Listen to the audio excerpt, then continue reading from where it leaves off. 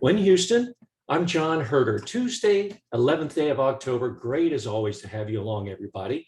In a nutshell, From the Experts is a virtual networking accelerator, helping leaders across industries connect very quickly in a brief, moderated, interactive show format. Yeah, it's like a TED Talk with interaction. So what's in it for you?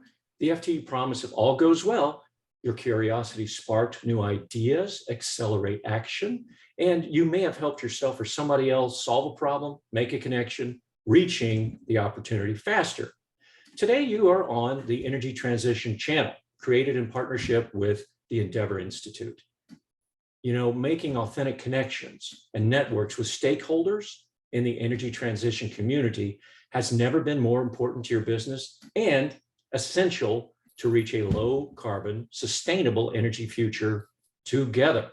Folks, help me welcome guest expert, Dr. Lynn Frostman. Lynn is Vice President, Sustainability and Corporate Social Responsibility at Syzygy Plasmonics, where she is developing, implementing company strategy on safety, sustainability, diversity, equity, inclusion, employee development, community engagement, and corporate governance. Whew, lots of hats. Dr. Frostman has more than 23 years in the oilfield services industry, holds a bachelor's and PhD in chemical engineering.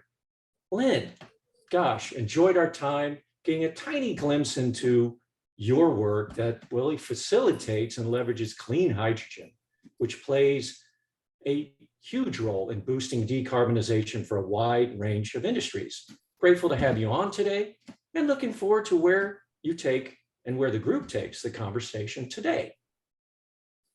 Thank you, John. I really appreciate the invitation to join you all and all of you for taking time out of your busy days to join the conversation today. So to start off, I'm going to talk a little bit about climate change. And I think you all know that we have a lot of work to do. There's estimates out there that roughly 50% of the technologies that we are 50% of the emissions reductions that are necessary to reach net zero by the middle of the century are going to come from technologies that are still in development right now. And many of those technologies fall into that category of tough tech, meaning that they require a lot of capital and years, sometimes decades, to develop and scale and get to be tried and true. So time is of the essence. And while the technical and financial challenges are hard, I am very inspired by the ever-growing community of teams that are dedicated to meeting these challenges. But it's my observation that one of the things that seems to be holding us back right now is neither technical nor financial. Rather, it's how we talk to each other about these complex projects and how we go about evaluating them and the time that it takes to actually make that happen. So in particular, we seem to be living in an age where a lot of people want to oversimplify things. They're going for that soundbite, and they lose the nuances, those critical details that we need to really understand what's going on. And on the other side are those who dive into the excruciating details that only the true experts can really appreciate. And sometimes that's really necessary, but many times they lose the audience before they have a chance to grasp the most important takeaways. So if you overlay that with the backdrop of divisiveness and mistrust, then you've got a recipe for slowing the progress towards the energy transition. So today I'd like to make a case for getting the right balance, or what I like to call just enough rigor, into the initial evaluation of deep decarbonization technologies and improving the way that we communicate about these complex projects. Along the way, I'll touch upon the importance of transparency in helping us build trust. And I'll give you an example of one tool that we've built to help. So just briefly some context, Syzygy Plasmonics, it's a very hard name to say, but it is a small startup that is commercializing new technology to run chemical reactions with electricity instead of with burning of fossil fuels. And that enables us to potentially reduce the Scope 1 emissions from chemical industry to the order of a gigaton of CO2 emissions per year.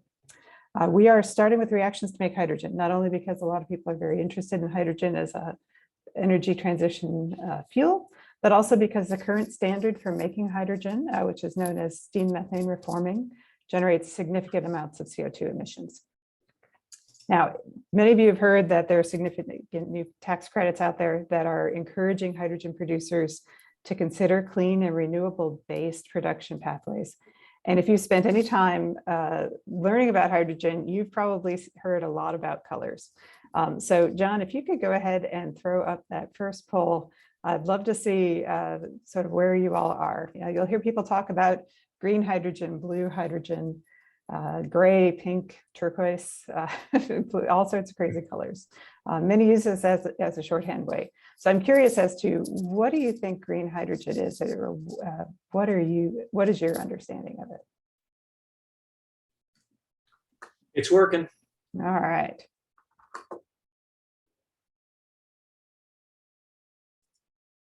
It must be complicated if you've got to have A, C, and D, and B, C, and D, and I'm like, my goodness, you got to have a PhD to do the poll. Yeah, it might not surprise you that, you know, in putting together that poll, those are all definitions that I found out there. So I'm not sure there's actually a right answer to this one, but. Well, I've got, looks like I've got 80%, so I'm going to go ahead and publish and see what people are saying. Here are the results.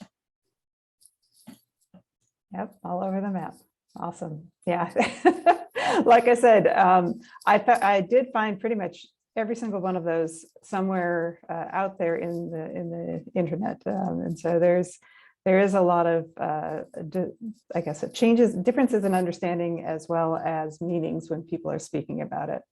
And that's one of the challenges that I see with in that case, oversimplifying things. The color really doesn't consistently reflect the actual emissions. Most people mean some combination of using electrolysis to make the hydrogen, doing that so in a way that utilizes renewable energy or some other form of low carbon energy that helps reduce the overall emissions from it. But many folks don't know that there are significant differences in how you produce green hydrogen and how that impacts the carbon intensity of it. So both solar and wind are great ways to make hydrogen using electrolysis, but they're not the same, and using one or the other has a pretty big impact on the overall life cycle emissions. Perhaps more frustrating to me are the claims about anticipated green hydrogen projects that cite the ability to use surplus renewable electricity, but then neglect to talk about what are some of the challenges that come when that electricity supply is intermittent, right? So what happens to the cost or the uptime when the wind isn't blowing or the sun isn't shining? Cherry picking data may be expedient in many cases, but it really doesn't help us as a society. So assessing the feasibility of transitioning to clean hydrogen can be difficult because there are so many different variables involved, including the cost and source of the electricity that you're using, the feedstocks, as well as the utilization factors and the capital requirements. Now, there are some fabulously comprehensive tools out there that to examine specific processes, but they're a bit complex and sometimes require a significant level of knowledge in order to operate them and get the right answer out of them. So finding that balance between oversimplification and more complex modeling is critical, particularly when we need to quickly seek buy-in from multiple stakeholders and to drive that alignment. So we saw a need for an easy way to quickly assess new decarbonization projects, and we wanted to be able to quickly assess the viability and compare different technologies. So we did what a lot of people do. We built our own spreadsheet to figure out what were the right calculations and to get a reasonable estimate of both the carbon intensity and the project cost so we could compare the technologies. After many rounds of refinement, we decided others might find it pretty useful as well. So we have put together a website. It's called carbonmodel.com, and we'll send you all a link to it after the show here. But it's a free tool designed to give you a quick way to calculate impact. So I'm going to show it to you just briefly here, not intending for this to be a full demo, but rather just a chance for you to take a peek at it. So here is what the main calculator page looks like. You can see that we've included several different types of ways of producing hydrogen. And if you hover over it, it'll tell you a little bit about what that process is. On the right-hand side is a whole series of inputs that you can change, including things like the electricity price, the electricity source, what you're paying for natural gas, where you're getting that natural gas, and so forth. And then it calculates both the levelized cost of hydrogen for each of the different technologies, as well as the carbon footprint. Down at the bottom, you can take a peek at different ways of slicing and dicing the data to understand what the different inputs are. And we have included some scenario analyses that allows you to run some simple ideas. So in this case, I just varied the type of electricity that is used, and you can take a look at the different, sorry, let me get that the right one here. You can see that the carbon intensity changes between the different projects, and the relative differences between the technologies changes as you change the source of electricity. And then we have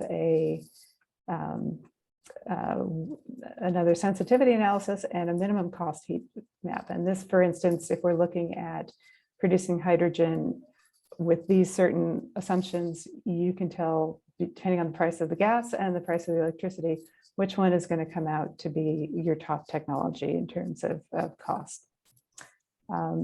As with any of these models, there's a lot of devil in the details. So we've included a reference page that has not only a user guide, some more information about the different processes, but also technical reference that shares all there is to know about how we actually did these calculations. So with that, I'm going to pause sharing there and just say that, again, this is just one example of something that we thought was a useful way to get that right balance. I do want to emphasize the importance, I think, of transparency. As we're thinking about how we move this energy transition forward, it's really important to be able to build that trust quickly and effectively. As Brene Brown likes to say, it's more important to get it right than to be right. And I think that really needs to be our mantra for this energy transition. And so we wanted to be very clear about how we're doing the calculations and what references we're using for our assumptions. And if you don't like the assumptions that we made, you can go in and adjust them yourselves. I am really pleased to see that we're seeing more and more transparency in this energy transition from some of the thought leaders. And I'm going to ask Lume if she wouldn't mind dropping in the chat two of my favorite references. One is a book called Speed and Scale by John Doerr, and the other is called The Carbon Almanac, which is edited by Seth Godin.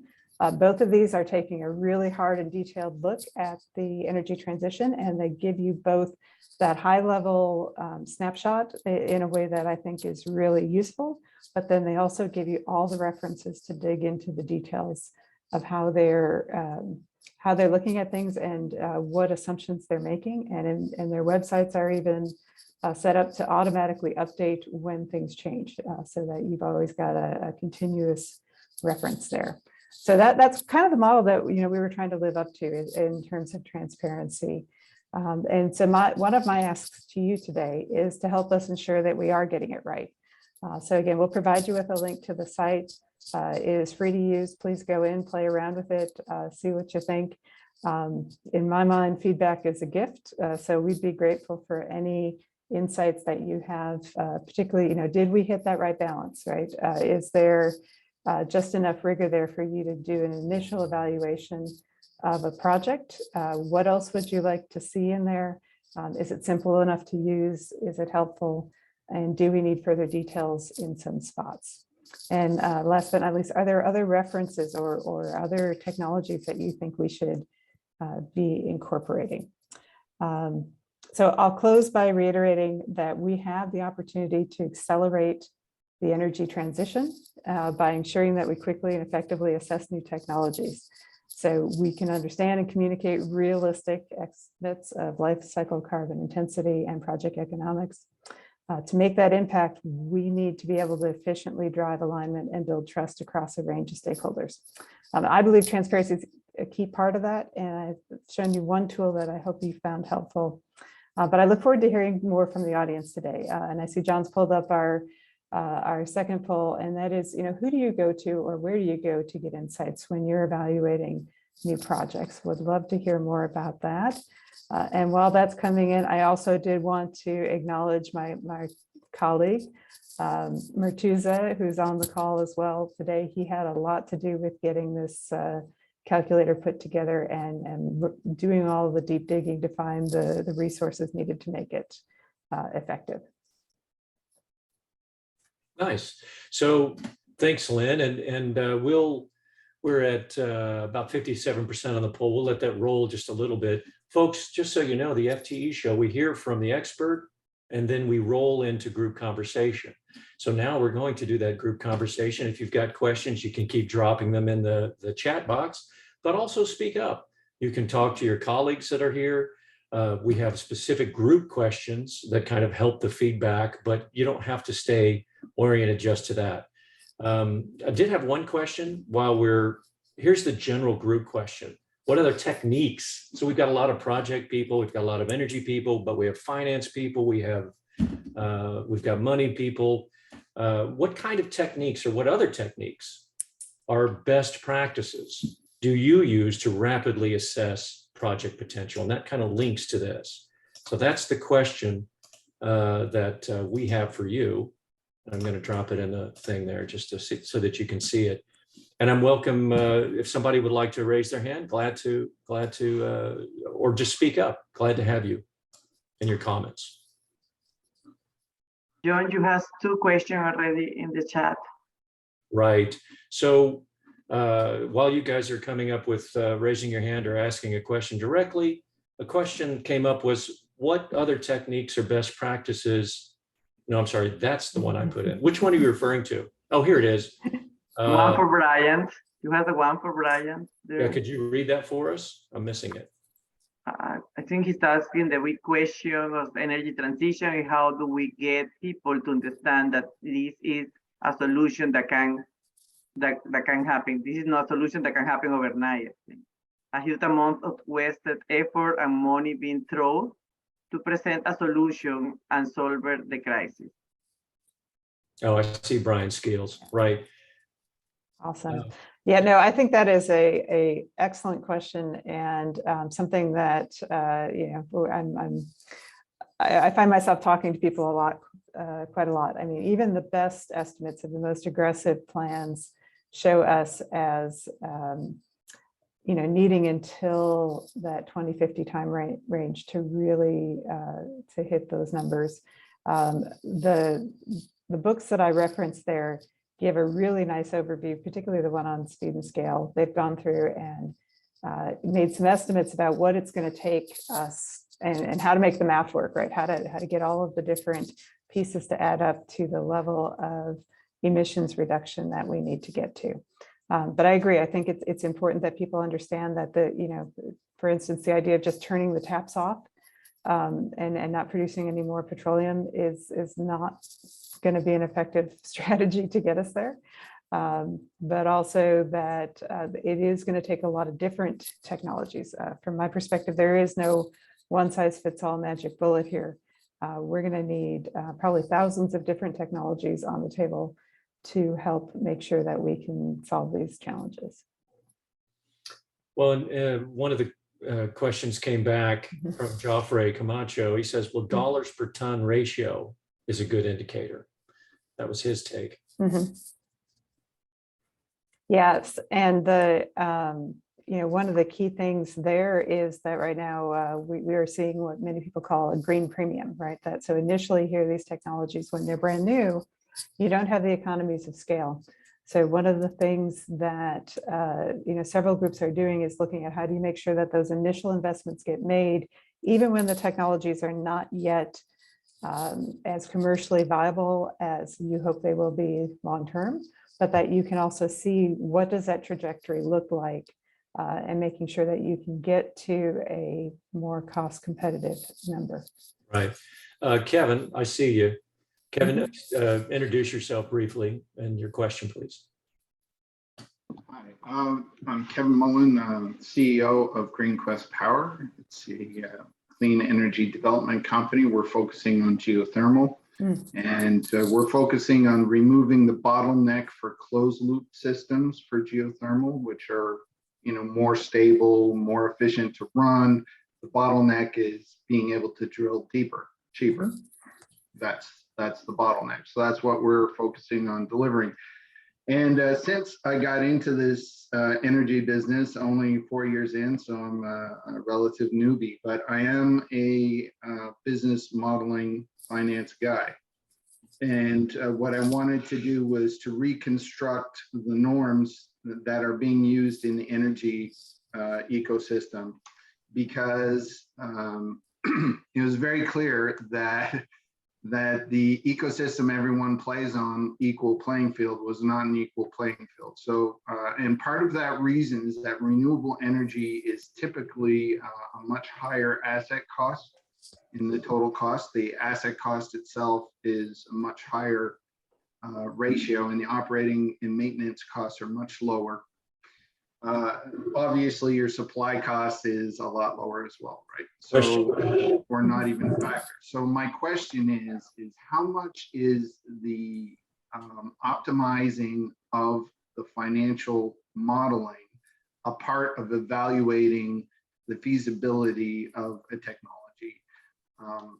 And is there any plan of working that into the modeling? Because out of everything you could possibly consider, I think if you guarantee revenues, there's only so much risk, because if they don't produce, they don't get paid, right?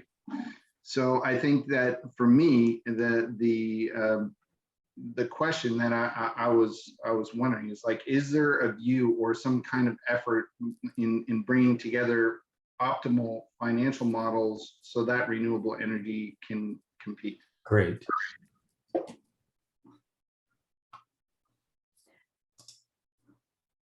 Lynn, do you, either you or Martusa have a response to that or comments?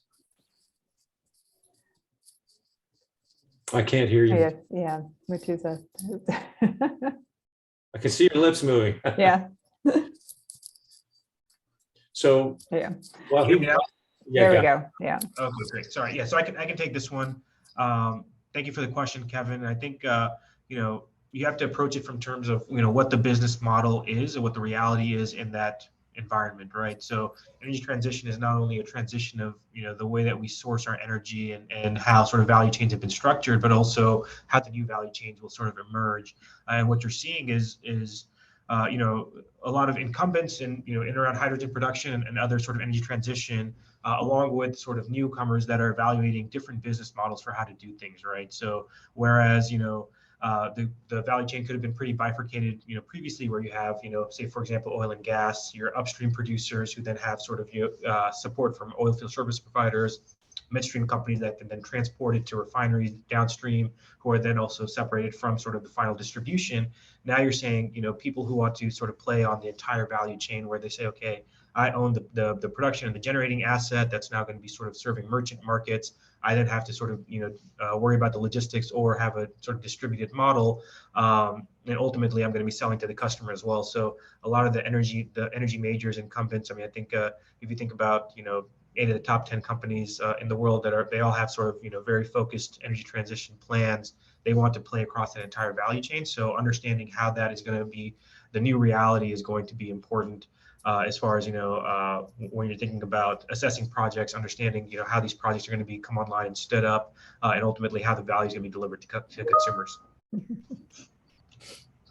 Absolutely, and I'll just add that I think geothermal is a fabulous potential as a technology. Really love the idea of being able to base load and provide a consistent, reliable energy source over time. So I know a lot of companies are looking at that. And looking forward to a time when, we're not just saying wind and solar, we're saying wind, solar, geothermal, maybe a few other ones we haven't thought about yet. So Mariana Maya says decarbonization is their core business, not only by producing hydrogen through electrolysis, but also by CO2 as one of the main sources, right? How do you see CCU standing out to CCS as a part of the decarbonization process? Oh, yeah. I mean, I think capturing the carbon and making something useful out of it is sort of the ultimate win-win. And we are actively looking at that ourselves. We're looking at how do we take CO2 to valuable synthetic fuels in the future. So absolutely think that that's a fabulous pathway. And, again, the general expert consensus is that we're going to have to figure out some way to remove existing emissions from the atmosphere, in addition to making sure that we don't put any more in the future. So plenty of technologies we need to play with there. So among the variety of CO2 capture technology, which one seems most promising to be used combined with the conversion, hydrogen? So I'm most excited about the ones where you can take it directly off of an existing technology. So for instance, when you are making hydrogen from methane, the natural byproduct of that is CO2. And if you can take that CO2 and then you turn that directly into something without diluting it first, it's much easier to capture and much easier to use. I do like the idea of synthetic fuels, but I'll be honest, I'm a little biased, and that's kind of where I've been focusing my attention lately. I'd love to hear from the rest of the group here, what other technologies they're excited about in that space. Got it. So Jana has her hand raised. Jana? Hi everybody, and thank you for this forum. It's my first time, and thank you, Lynn, because you told me about it. Yeah.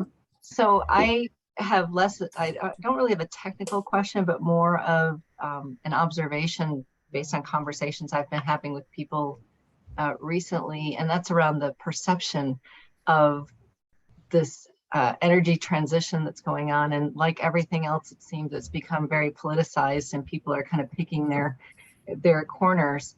And Lynn, you mentioned the importance of communication and transparency, and it made me think about a conversation I had last week with a former colleague who is starting a business, a new business. He's a serial entrepreneur, but this one involves a product called Net Zero Matrix, and his intention is that companies be able to not only say what their goals are with respect to decarbonization, but also the results, and then there be some governance structure in place to actually validate those results. Because of all of the greenwashing that is going on, people just don't know what to think. They don't know who to believe. If you say the acronym ESG, you generate lots and lots of reactions. And it just made me wonder, what do you think are different ways that we can go about increasing the transparency and putting information out there in a way that people feel they can truly trust, particularly in this very politicized world that we are all living in? Yeah, I think that is a real challenge, and as I'll go back to this idea of essentially citing your references, right? Where are you getting these numbers from? How are you doing the calculations? Not everybody's going to want to go and double check your math, but at least it's there for you to do so if you choose. But yeah, I agree. There's some there's some sketchy stuff out there, right? And oftentimes it doesn't take too much digging into it to figure out that they're glossing over some challenges. Well, let me go ahead and before we close out the poll, you can see the results there. The question was, where do you go to get insights evaluating new clean tech projects? Looks like about 60% are used in-house, 50% use third party, 25% use in-house models. And then you've got suppliers in the clean tech industry. So it's kind of all over the map. Does that surprise you at all?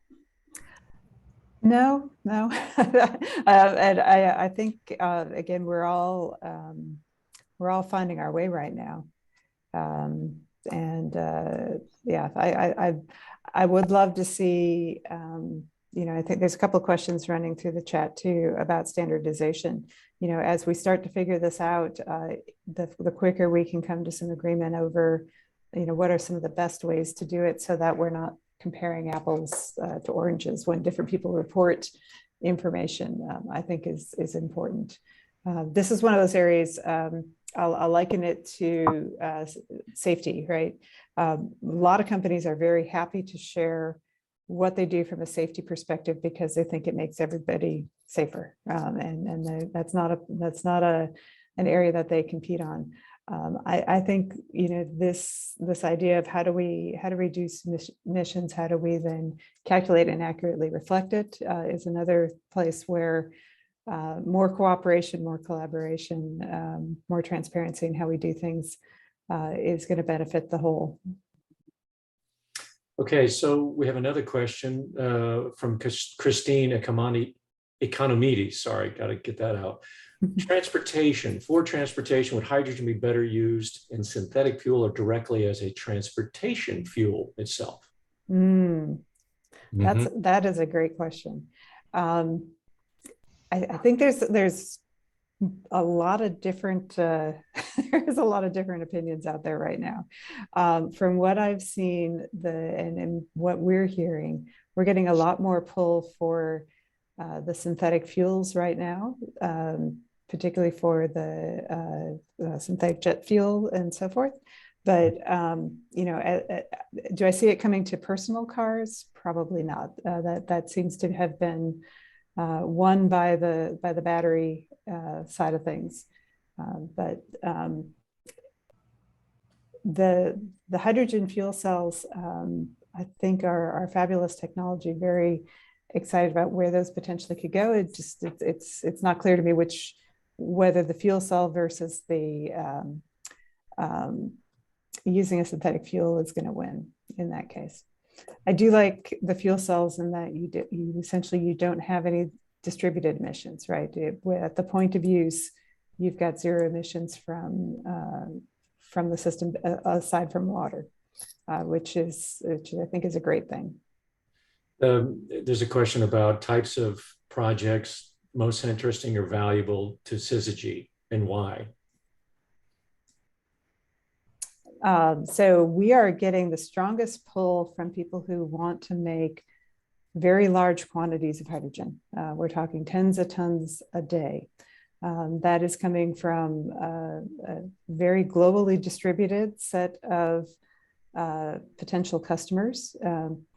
Our first field trials right now are going to be over in, we have one coming up in Asia that will be looking at the ammonia, using ammonia as a hydrogen transporter, and then us translating that ammonia back into hydrogen locally in South Korea. But we're also getting pull from other parts of the world as well.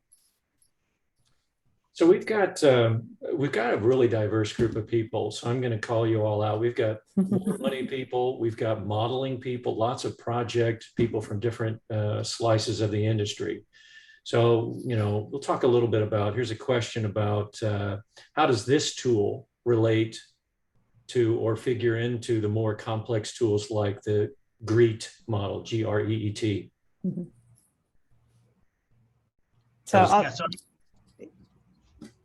Thanks, Lynn. I can handle this as I was sort of, did all the background research and all that stuff. And how we see this is sort of the first step in, any interested party's journey in understanding sort of carbon accounting and life cycle emissions and, all the incentives that then go along with it.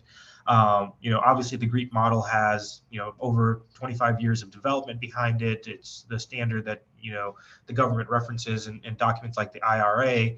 The issue is you have to sort of have a PhD level understanding of it to be able to navigate it properly. So as you sit back and think, I'm a new entrant into the hydrogen market, or I want to sort of see if there's a compelling project opportunity or something that I should dig into, it's hard to go from no knowledge or limited knowledge directly to the GREET model. So we want to provide sort of that first step for someone to say, okay, this is now interesting for me enough to devote time, resources, personnel, et cetera, into understanding more.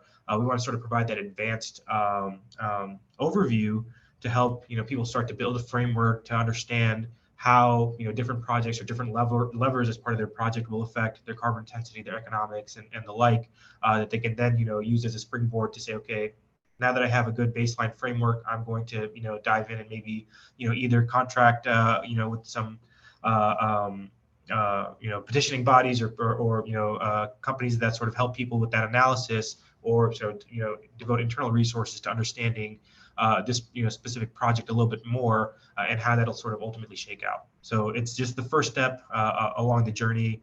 It's a quick and easy way for you to sort of start to build that framework. Got it. So we've got an interesting follow-up conversation flowing between Santush, who's with a company out of the Netherlands, I believe, called Twister, who does a lot of this kind of stuff. And then Joffrey, they're trying to say H2 for transportation is not viable in personal cars. But then Joffrey says, shouldn't we be replacing fossil fuels with H2? And Santush says, yeah, but because of poor efficiency and multiple conversion efficiency losses, it's slowing it down. Overall, you get less energy out of with the same energy input, is what his take is. Any other questions from the field? Jana also points out here that it kind of goes back to communication and people. Everything works great until you get humans involved. You got behavioral challenges, right? So she talks about standardization and how long that takes. And this is a, can you even say a super tanker? It's even bigger than that, trying to change things. So, yeah. And then you have Wendy just dropped something in around EV. Wendy, why don't you just say it? I want to hear somebody else. Hello. So I am actually a fan of hydrogen, but I do think we need energy diversification.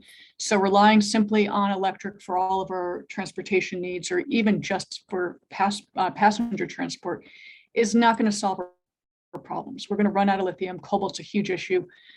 We just lack the basic raw materials. And with hydrogen, I know that California has their hydrogen hub they're establishing. They're going to be putting in numerous charging stations. And companies like Toyota and River Simple and Hyundai are actually making hydrogen cars that actually have a very long range. So I think there is room for everybody. If it's not your thing, get an electric. If you want to give hydrogen a shot, I think you should give hydrogen a shot. Thanks, Wendy. Any comments to that from anybody? So I actually would like to comment. you got it. So I'm the one working for Carbon Recycling International, and our approach is actually turn emissions into methanol using renewable electricity with it. And we have a couple of projects already installed around the world, like China is commissioning at the moment, and we have one in Iceland. So I do understand that hydrogen is very pretty on principle. I myself left oil job to do a sustainable energy engineering master's in Iceland. And my thesis was in green ammonia production. And it is very pretty on paper when you look at hydrogen and ammonia and how you're going to produce that, but it's still not feasible economically. But when you look at methanol itself, you can run cars, you can run ships on it. And you can also do that, like the way my company sells is actually the way you can decarbonize on CO2 emissions and the hydrogen itself, which is way more feasible than the hydrogen. So it's just a comment in terms of that are other fuels that can be produced, decarbonizing the industry, not just on the hydrogen side, but also using emissions itself. Right. Any comment to that, Lynn? Yeah, like I said, I think there are a lot of fascinating technologies out there, right? And I don't think there's going to be a one size fits all solution. So very excited to hear from all of these different folks on the call and the different ways that they're approaching it, because I think we need all hands on deck here. We've got more questions than time, but this is another, which is great. Here's another aspect. How are you demonstrating transparency and building trust in order to drive change at speed? I think that's the question for everybody. What's been working, right? Anybody? And then we have we have another question down here. Your favorite resources to follow in order to stay current with the latest climate tech studies? Anybody? I can see that Tusa came in with one. But if you've got those, feel free to step up. And then you've got Christine, who said, EVs take too long to charge and they don't have access, many don't, to chargers and so on. We have time for maybe one more verbal comment if anybody has one. If not, then I'll just go, Lynn, to you for your last words, and then we'll close the show. So thank you, everybody. I really appreciate the engagement and the your participation today. All the comments in the chat, found it very useful. Again, invite you to take a look at the carbonmodel.com and provide us with any feedback that you have. And also would be love to connect with folks if you'd like to continue the conversation on. Again, I'm particularly interested in hearing how other people are going about some of these challenges of getting to alignment with a variety of stakeholders very quickly, as well as, learning better ways to communicate and better ways to model, better ways to essentially move this transition at pace when there's so much uncertainty. So again, just thank everybody for all of your engagement today. Thanks, Lynn. So folks, how was the talk and discussion today? Please take the 30-second FTE survey that's being dropped in the chat right now. Today's post show notes will, with everybody's contact info and expert resources, will hit your mailbox just a little bit later today. So it's important. Take time to connect with this very interesting and diverse group of people. Stay connected. Next up on the Energy Transition channel, October 25th, Stephanie Dvorak, VP Sustainability Bristow Group, explores the challenges of collaboration and creating partnerships within your own ecosystem to create sustainability targets. November 8th, Aditya Singh, CEO Promethean Energy, engages the group on ideas that responsibly repurpose and put to bed end-of-life offshore oil and gas assets with the lowest carbon footprint possible. Learn more and register for these on our website at fte.network. Folks, we're out of time. Hey, thanks once again, Lynn. And to all of you guys for making time to connect and learn on the Energy Transition channel. Thanks, everybody. Hope to see you next time.